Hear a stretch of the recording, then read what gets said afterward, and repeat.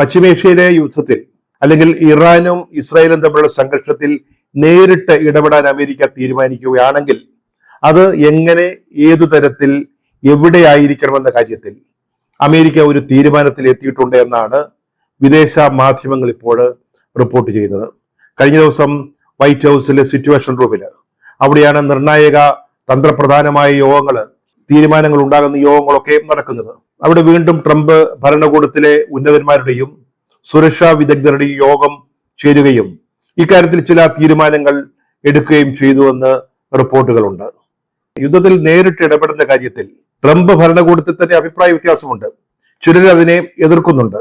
Trump ഇത്തവണ അധികാരത്തിൽ വന്നപ്പോൾ അദ്ദേഹത്തിന്റെ നയമായി പ്രഖ്യാപിച്ചിരുന്നത് അന്യ രാജ്യങ്ങളിൽ യുദ്ധം ഉണ്ടാവുകയില്ല, അല്ലെങ്കിൽ യുദ്ധത്തിൽ പങ്കെടുക്കില്ല എന്നാണ്.